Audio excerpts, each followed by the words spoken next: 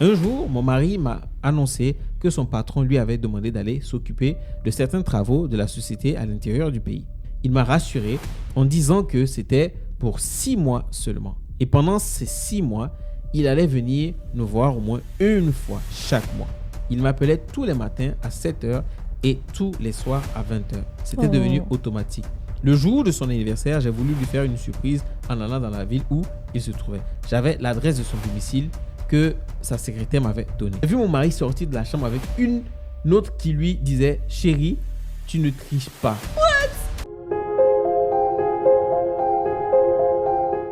Salut les amis, on espère que vous allez super bien. Nous revoici pour un épisode de Une vie, une histoire. On espère que les précédents vous ont plu.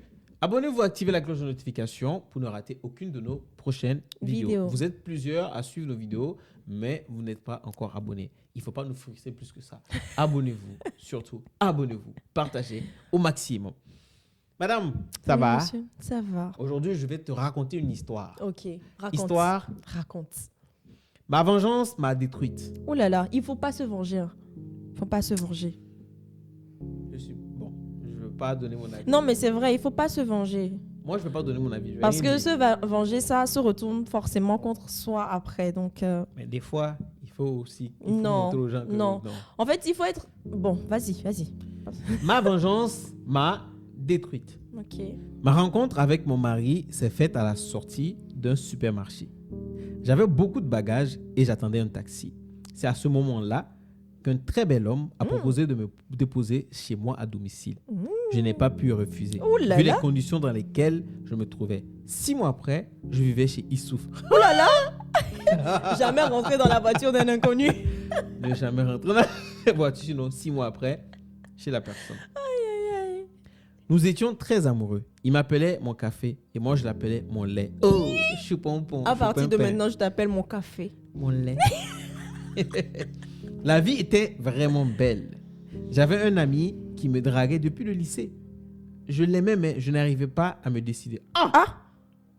Comment? Oh, attends, c'est quelle... Attends. Elle vivait avec... Faut pas qu'elle va nous embrouiller ici déjà. Dès le départ, Non. Quand j'ai connu Issouf, j'ai fait savoir à mon ami du lycée que je devais me marier. Très déçu, il avait quitté le pays sans même me dire au revoir. Je n'en avais rien à cirer car Issouf, je l'aimais de tout mon être. Tout le monde nous appelait café au lait. Oh mon Dieu. Moi, il faut ça. Franchement, après 6 ans de vie commune, je vivais toujours une très grande passion. Nous avons eu 2 enfants, Joël et Nina, qui nous comblaient. J'avais une très grande amie de lycée qui s'appelait Annick. C'était ma sœur, ma complice. Nous étions tout le temps ensemble. Mon mari ne voulait pas que je travaille. Il avait tout mis à ma disposition. Annick, elle travaillait comme secrétaire dans une entreprise. Elle était la maîtresse d'un gradé de l'armée. Elle passait plus de temps avec moi. Un jour, mon mari m'a annoncé que son patron lui avait demandé d'aller s'occuper de certains travaux de la société à l'intérieur du pays. J'en ai ressenti de la tristesse, mais il m'a rassuré en disant que c'était pour 6 mois seulement. Et pendant ces 6 mois, il allait venir nous voir au moins une fois chaque mois. Je ne supportais pas de laisser mon lait partir loin de moi pendant tout ce temps. Mais je ne pouvais pas m'opposer à l'accomplissement de son boulot. Issouf est donc parti. J'ai demandé à Annick de venir vivre avec nous pendant toute cette période pour ne pas me sentir seul. De temps en temps, les week-ends, Annick et moi allions à la plage ou au cinéma avec les enfants. Mais mon mari me manquait terriblement. Il m'appelait tous les matins à 7h et tous les soirs à 20h. C'était devenu automatique. À 16h, je devais être chez moi absolument pour qu'il puisse parler aux enfants. Cela faisait 3 mois qu'il était parti. Je comptais les jours et priais pour qu'on ne reconduise pas sa mission.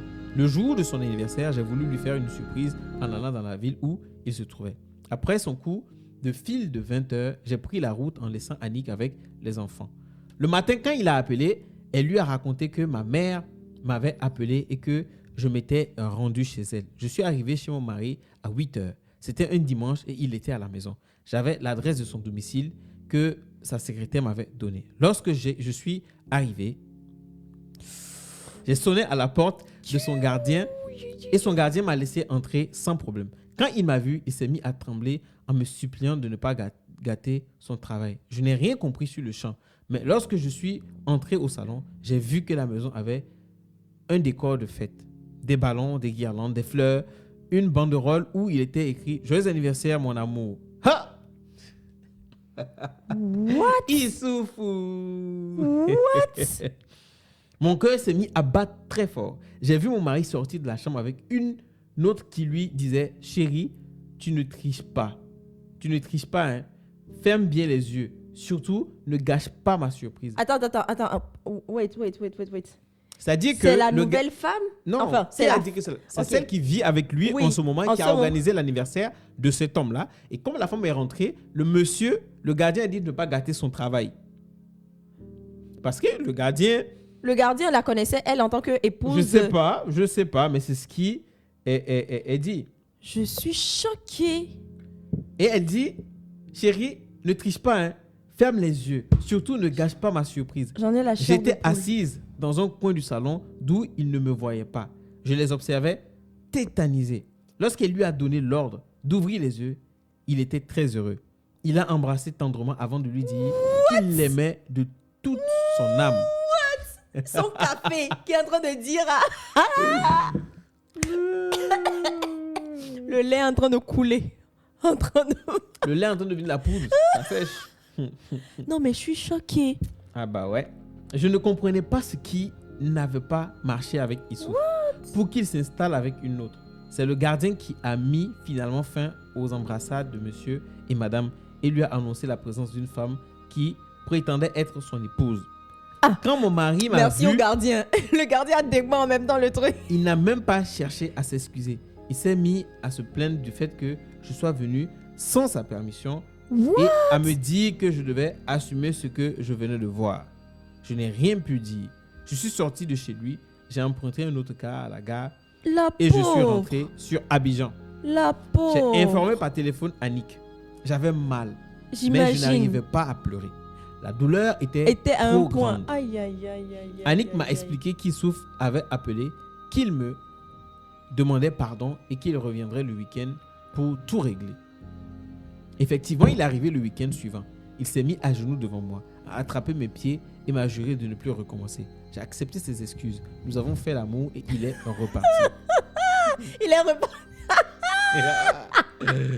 Ok. C'est pas qu'il a dit que je mets fin à ma mission, je reste Donc, à la il était vraiment en mission alors. Mais bon, oui, il était en mission. Mais en mission, comme il savait qu'il allait pour 6 mois, il a pris une autre femme avec lui. Tranquillement, tranquille. Moi, je suis désolée, hein, mais moi, j'accepte pas.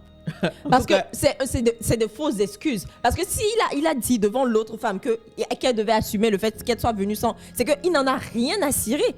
C'est juste pour faire votre face ou bien pour faire... Peut-être qu'il s'est vraiment... Tu le coup, avec la surprise, comment il va... Non, je suis désolée. Si tu dois me présenter des excuses, c'est que ça sera devant l'autre femme. Cette histoire-là, tu es chaude. Non, mais je suis sérieuse. Genre, tu reviens tranquillement à la maison, tu demandes pardon. Peut-être que tu vois, il demande pardon, il est reparti. L'autre femme là-bas va se dire, ok. Bon, peut-être qu'il a dit à l'autre femme qu'il a une femme, hein, je sais pas. Peut-être que c'est... Elle aussi, elle s'est dit, ah, bon, homme marié, il est posé, moi aussi je vais le gérer comme il faut. Mais, genre, juste pour comment je peux dire ça? L'intégrité, l'honneur de sa femme, tu me présentes des excuses devant l'autre, hein? Et tu l'as fait dégager devant moi, je vois. Parce que je trouve pas ça normal. Oui, tu reviens. Oh, pardon, ma chérie. On fait l'amour et puis tu repars. Oh non. En tout cas, ils ont fait l'amour. Toi, c'est cette partie-là que tu... Ils ont fait l'amour et il est reparti. J'avais toujours très mal. Rien qu'en pensant à la scène que j'avais vue. Au marché, j'ai rencontré la sœur de mon ancien copain. Oh yo. Elle était très contente de me voir. J'ai demandé des nouvelles de son frère et elle m'a dit qu'il était reparti en Belgique la veille car il vivait là-bas depuis notre séparation. Elle m'a fait savoir que je lui avais fait trop mal. Je lui avais fait trop de mal. Elle a même avoué qu'il m'avait espionné et qu'il m'avait vu plusieurs fois avec Annick et mes filles sortir de la maison. Après ces révélations, j'étais stupéfaite. Il m'aimait donc encore après tout ce que je lui avais fait. Ding dong. Le diable. J'ai pris son numéro de téléphone avec sa sœur et une fois à la maison, je l'ai appelé. J'étais encouragé par Annick à qui j'avais tout expliqué. Voici aussi une copine.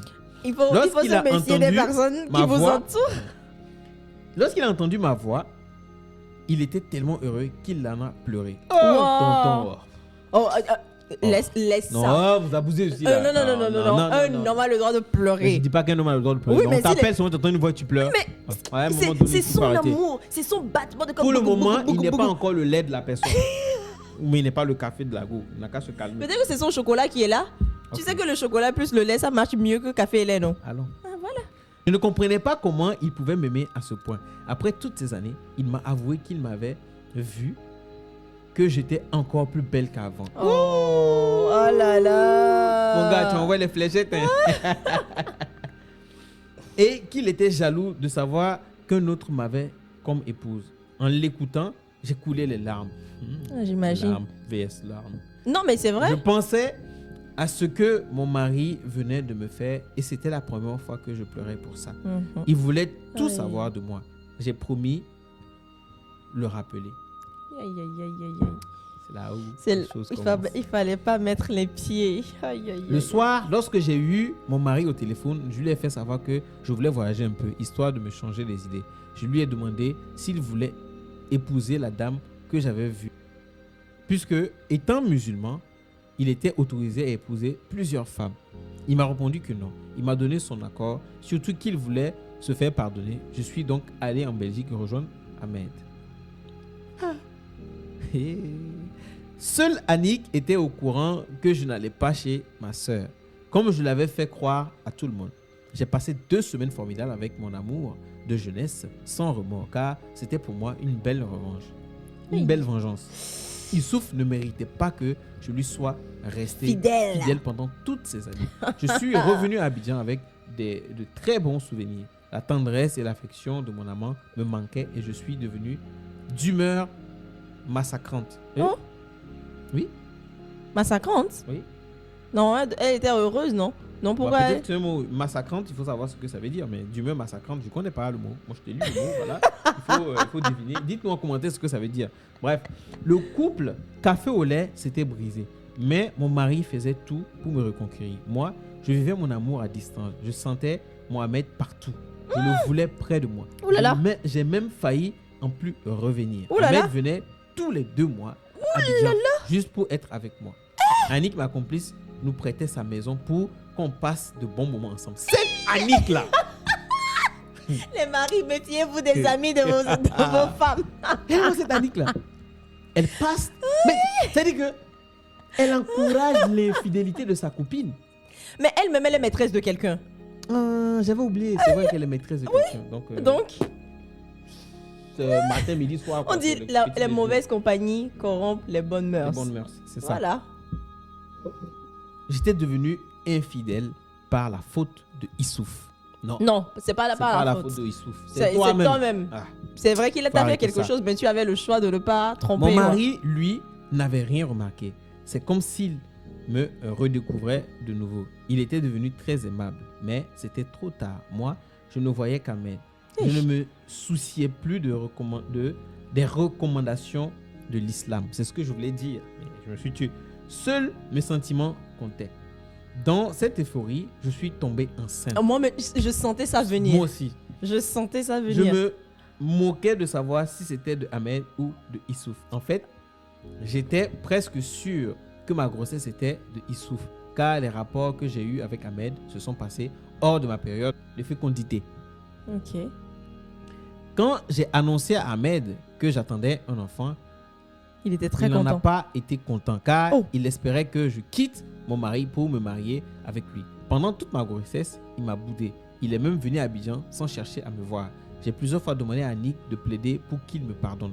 Mais il ne voulait rien savoir. Mais qui lui a dit que c'est pas sa grossesse? Enfin, c'est pas son enfant, Ahmed. L'enfant qui est Ahmed? Ah oui? Mais pour lui, c'est son enfant. Non? Non, pour lui, c'est son enfant. Bah non. Pour lui, c'est l'enfant de Issouf. C'est pour ça qu'il voulait plus... Ok, vas-y. Et il a même... Donc, ça dit que sa copine, elle a même plaidé. Demandé à sa copine de plaider. Annick Choco. Annick. Mais, non, c'est mauvais ce qu'elle a fait. Mais tu vois, c'est une amie de... Une amie qui est prête à tout. Qui est prête à tout. Ok. Je note ça. Ah non, je note ça. Non, moi je note. Non, je dis... Non, moi je note. J'ai pas dit dans le mauvais sens. Qui a dit? Mais, moi aussi, je note. Je t'ai dit que je note dans le mauvais sens. Elle est prête. Est-ce que j'ai dit que je note dans le mauvais sens? Continuons. Il ne voulait pas me voir enceinte. Annick m'a dit de ne pas insister. J'ai écouté son conseil. J'attendais d'accoucher avant de reprendre contact avec lui. Lorsque sa sœur a demandé à me voir, je m'attendais à voir son frère en arrivant chez elle, mais elle m'a appris qu'il était reparti en Belgique. Elle m'a confié que Annick, ma meilleure amie, sortait depuis peu avec Ahmed et qu'elle les avait surpris en rendant visite à son frère. Annick Choco. Atassa. Non, je retire ce que j'ai dit. Ce genre d'amis. Hey. Oh. Tu changes d'amis, hein?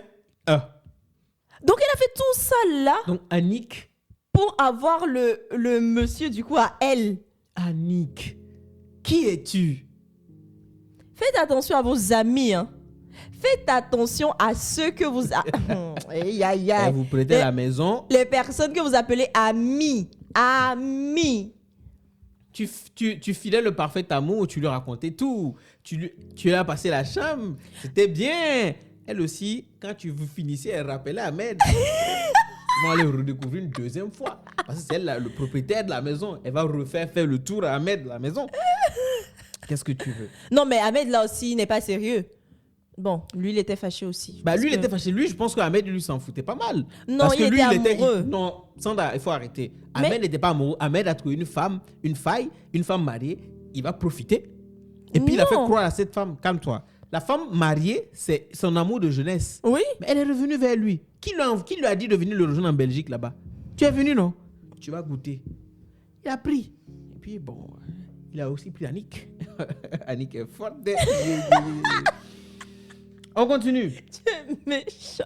Donc, elle m'a confié que Annick, ma meilleure amie, sortait depuis sa sœur. Voilà, sa sœur, avec Ahmed, et qu'elle les avait surpris en rendant visite à son frère. En fait, elle ne trouvait pas normal que mon amie sorte avec mon ex-copain. Vu nos rapports, j'ai donc su qu'elle n'était pas au courant quand Ahmed et moi, ça continuait. Je suis allé voir Annick, qui n'a pas pu démentir ce que la sœur d'Ahmed m'a dit. Tu vois les retombées? Ah, d'accord. Depuis ce jour-là, l'amitié entre Annick et moi a pris du plomb dans l'aile. Bah, ça se coupe. Comment plomb dans l'aile? Ça se coupe en même temps. Il n'y a plus d'amitié. C'est tout. Ça qui est là. Notre grande amitié s'est arrêtée là. Ok. Je n'ai plus jamais appelé Ahmed. Lorsque j'ai accouché, Annick est passée un jour me voir avec beaucoup de cadeaux. Devant mon mari, on faisait semblant de s'entendre, mais il sentait que quelque chose n'allait pas. Elle a regardé longuement mon bébé comme si elle avait quelque chose à lui reprocher. Après cette déception, j'ai consacré ma vie à mon foyer. Je regrettais d'avoir fait comme mon mari. Je n'aurais jamais dû le tromper, mais mon malheur, c'est que mon fils ressemblait trait pour trait à Ahmed. Oui. La ressemblance était flagrante. Oui. Mon mari l'adorait car il désirait un garçon. Mon fils grandissait et c'était la copie de Ahmed. Je n'arrivais pas à m'expliquer ce qui s'était passé car je suivais mon cycle menstruel à la lettre. Je me disais que c'était là une punition de Dieu. Mon fils avait 5 ans et était inscrit à l'école. Je commençais à faire table rase sur les erreurs du passé. Tout allait bien dans ma famille. Désormais, l'important pour moi, c'était Dieu et mon frère. Jusqu'au jour où j'ai vu Annick au supermarché. J'étais avec mes 3 enfants. Elle s'est approchée de moi, a regardé mon fils et m'a annoncé qu'elle allait bientôt se marier avec Ahmed comme pour me narguer. Je lui ai adressé les félicitations et nous nous sommes séparés. J'avais peur du fait qu'elle ait regardé mon fils de la sorte car elle seule connaissait mon histoire. Pendant mes 9 ans de mariage, ma seule erreur a été ce dérapage avec Ahmed, ce qui allait sans doute me suivre toute ma vie. Ça, c'est sûr. Le lendemain soir, lorsque Issouf est rentré à la maison, il était furieux. Il m'a demandé de prendre mes enfants et de partir de chez lui. Je ne comprenais rien. Je lui ai demandé des explications. Il m'a tendu une lettre avec une photo. La lettre disait « Issouf, ta femme te trompe. regarde bien cette photo. Ce monsieur s'appelle Ahmed et regarde ton dernier fils. Quelle ressemblance. J'ai tout compris. Annick avait osé me faire ça. J'ai tout perdu. J'avais aucun argument pour me défendre. Je suis retourné en famille. Youssouf a entamé la procédure de divorce. Oh là là là. Je regrettais mon acte, mais c'était trop tard. Halima. Ça me fait revenir à ce que j'ai dit au départ. Il ne faut jamais se venger.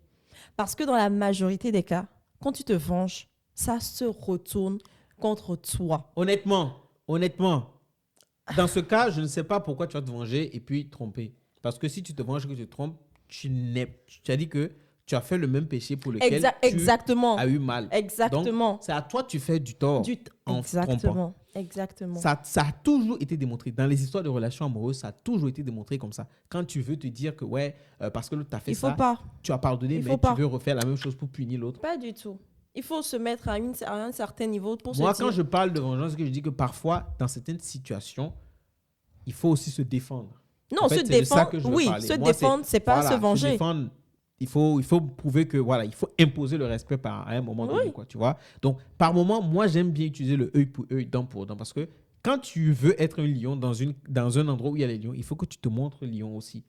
Voilà, c'est de ça que je veux parler. Oui, après, la vengeance... je te comprends. Voilà, ça... Mais dans ce genre de situation, la vengeance n'a jamais rien arrangé. Ah non, du tout. Surtout dans les histoires de sentiments. Tu vas aller te donner. Moi, j'ai dit que Ahmed s'en fout. Moi, je te dis, maintenant, tu vas croire à ce que je te dis. Ahmed s'en foutait pas mal. Lui, il était en Belgique, il avait oublié son histoire. Quel est cet homme-là? Il a pleuré pourquoi? Je voulais parler Mila. Que lui, il a pleuré. Mais lui, il a pleuré parce qu'il sait qu'il va t'avoir. Du moment où lui, il est là, toi seul, tu vas prendre le numéro de téléphone. Même moi, en tant qu'homme, toi, je t'ai dragué depuis longtemps. Moi, je suis chez moi là-bas. Et puis, 10 ans après, toi, tu m'appelles pour me demander des nouvelles.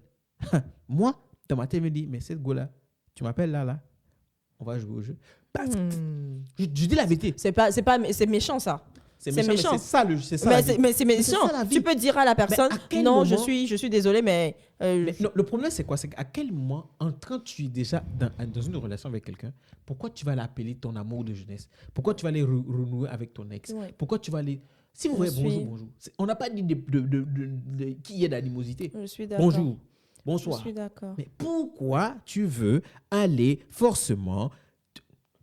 Qu'est-ce que tu veux savoir? Je suis d'accord. Sa vie t'intéresse où?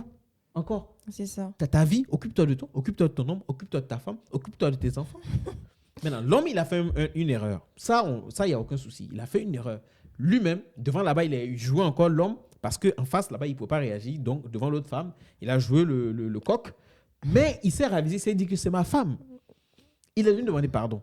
Il est reparti. Voici qu'il est resté clean. L'histoire ne nous dit pas qu'il est resté clean là-bas. Hein. Après, moi, je ne sais pas ce qui s'est passé de l'autre côté, mais je suis d'accord avec toi. Pourquoi tu dis que l'histoire ne te dit pas qu'il est resté clean? On n'a pas dit. On n'a qu'à se focaliser sur l'histoire. Non, oui, si on se focalise sur l'histoire, c'est qu'il s'est donné corps et âme pour s'excuser, pour que son mariage puisse réussir. Et je trouve que la femme, elle n'a pas été très bien entourée. Non. Parce que si tu passes par des moments comme ça, il faudrait avoir dans ton entourage quelqu'un qui a une maturité qui dépasse un peu la tienne, qui va te dire que, OK, quelque chose s'est passé, la personne a tort, mais même s'il te faut du temps pour pardonner, et calme-toi, ne fais pas de bêtises, ou bien à chaque étape, la personne va te dire non, tu es une femme mariée, toi tiens-toi droite, ne fais pas ci, ne fais pas ça. C'est revenir un peu au même niveau que ton mari, essaie de lui pardonner, essaie de voir les efforts qu'il est en train de faire et tout ça. Donc elle était mal entourée. Elle a placé sa confiance en une personne déjà. Elle était mariée, elle faisait la compagnie de quelqu'un qui était maîtresse d'un homme. Ça déjà, je me dis... cette compagnie-là, tu dois l'arrêter.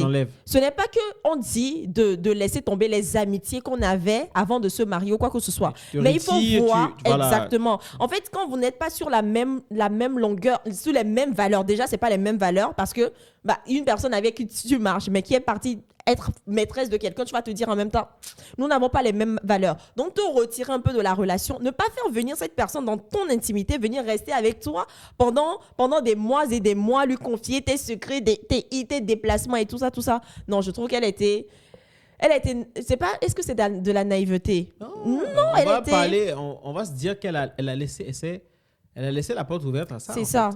En fait, c'est pour ça que je dis qu'elle a complètement tort. Elle a complètement tort. De se laisser abandonner parce que, voilà, c'est ça. L'esprit de vengeance l'a conduit à avoir un autre enfant. C'est ça. Puis, et moi, je me dis, c'est ça. Je me dis, peut-être que si elle avait avoué elle-même à son mari que, ok, quand on passait par tel moment, j'ai eu à te tromper, j'ai eu à faire quelque chose de pas bien, je le reconnais, maintenant je suis enceinte et tout ça. Je ne sais pas s'ils seraient toujours ensemble, hein, mais au moins... Ils ne pourront pas être ensemble. Peut-être que le fait que ce soit elle-même qui vienne le dire à son mari... Non, peut-être, je dis peut-être. Tu vois, on suppose. Le mari, peut-être sur le coup, va se dire, ok, bon, vu que moi aussi j'ai eu déjà à faire ça, peut-être je vais... Mais la grossesse... Non, ça, il faut que je vous dise clair, net. L'homme va pas accepter. Tu n'es pas tous les hommes. Je ne suis pas tous les hommes, mais je pense comme un homme. Tu poses la question à n'importe quel homme, il te dira la même chose. Mais ça, c'est un autre débat. Alors qu'une femme, entre guillemets, accepterait de garder son mari, même s'il va faire enfant dehors. Tu vois? Il a fait un enfant dehors avec une autre personne. Ok. Toi, tu as fait l'enfant où? Dehors aussi? Dehors, l'enfant va rester avec qui? Qui élève l'enfant? Qui accouche l'enfant? C'est ton mari ou mais c'est toi? L'enfant que tu as fait dehors. Mais ça, je vois pas le rapport. Parce que c'est la même chose. Non, c'est pas la même chose. C'est le même sentiment, c'est le même mal. Non. Mais si. Non. Mais si. Non. Mais si. Non. Je suis désolée, mais si. Ouais, la même chose là. Biologiquement, c'est pas la même chose, Sandra. Sandra, moi, je suis un homme. Je vais avoir un enfant dehors. Ça ne va pas arriver. Qui a dit que ça va arriver? On est sur les hypothèses en train de parler. Oui, je vais avoir un enfant dehors avec une autre femme. Elle a porté la grossesse. Elle a accouché cet enfant-là. Donc, ça veut dire que cette femme-là, elle n'est pas dans un foyer. Elle est quelque part, elle a eu l'enfant. Donc, ça veut dire que c'est mon enfant. L'enfant, est-ce que l'enfant, je l'amène dans le foyer pour que tu... Il y a certains hommes qui Attends, moi, je te pose la question. Tu me parles de certains hommes. Moi, je te pose la question. Je ramène l'enfant ici pour l'élever. Tu diras quoi? Non, il a sa maman. Il a sa maman, non? Donc, sa maman va s'occuper de cet enfant parce que c'est elle qui a apporté la grossesse. OK? Elle n'est pas mariée, elle n'a pas... OK. Toi, moi, je suis là. Toi, tu arrives, tu as une relation avec quelqu'un, tu tombes enceinte dans ma maison, dans le foyer. Cela n'arrivera pas. Dans le foyer. Dans le foyer où on est marié légalement. Et tu es ma femme, tu vas prendre une grossesse. Tu reviens. Tu reviens dans la maison. Tu me présentes la grossesse et tu dis que ce n'est pas ta grossesse. Les gens savent que ce n'est pas la grossesse de monsieur. N'est-ce pas? Non, c'est entre toi et moi? Non. Quand c'est comme ça, moi, les familles sauront. Ça, c'est clé, il faut le savoir. Pas forcément. OK. Tu sors de la maison. Je ne vais pas accepter que la femme qui, elle, j'ai décidé, choisi qu'elle porte, moi, ma progéniture, va porter pour quelqu'un d'autre et venir me faire porter ça. Je suis désolé. Mais c'est la même chose. Non, c'est pas la même chose, Sandra. On entre dans... Je t'ai dit que... Ça veut dire que toi, tu es allé porter une grossesse parce que tu es allé coucher avec quelqu'un, parce que tu as eu des sentiments. Tu as eu, à un moment donné, des sentiments pour cette personne-là. C'est pour ça que tu as accepté offrir ce que tu as de précieux à cet homme-là. Mais c'est pareil pour l'homme. Non. Mais si tu sors faire... Alors non, que... tu vois, toi, tu penses... C'est pour ça que je dis que le débat qu'on est en train de mener là, quand on met les femmes, quand on met les hommes en face, on va jamais être d'accord. Oui. Mais moi, je trouve que c'est le même degré de douleur, c'est la même chose. L'enfant appartient à l'homme. L'enfant appartient à l'homme. L'enfant n'appartient pas à la femme. OK. L'enfant appartient à l'homme. OK. Donc, tu ne peux pas prendre une grossesse d'une autre personne. Quelqu'un d'autre va t'enceinter. Moi, je suis ton mari. Je suis allé faire les démarches pour que tu sois ma femme, chez moi, et que tu vas porter une autre grossesse. Et maintenant... Et que moi, je puisse te dire que je puisse accepter ça. Oui. Non. Mais pourquoi pas? Tu ne peux pas... Sandra, toi, tu peux ne pas accepter le fait que je suis allé mettre enceinte une femme dehors, n'est-ce pas? Mais je ne peux pas accepter que toi, tu ailles prendre une grossesse dehors et puis me dire qu'il faut que moi j'accepte ça. Moi, honnêtement, en tant qu'homme bien fait, en tant qu'homme bien fait avec la fierté que j'ai, tu ne peux pas être ma femme, aller prendre une grossesse et puis tu vas venir à la maison, tu vas dire que tu vas rester à la maison. Tu ne restes pas. Oh, le pardon existe? Non. Écoute, tu peux élever l'enfant d'un autre. Je ne vais pas te pardonner. Et puis, celui qui t'a mis enceinte doit assumer cette grossesse-là, comme j'ai assumé les autres grossesses. C'est ça. Même si je suis allé faire un enfant dehors, je vais assumer cette grossesse-là. Mais toi, tu vas prendre cette grossesse dehors, tu vas l'assumer avec la personne qui t'a enceinté. Non, c'est vrai, qu'on se dise la vérité. Bref, dites-nous ce que vous pensez en commentaire. Abonnez-vous, activez la cloche de notification et on se dit à très vite.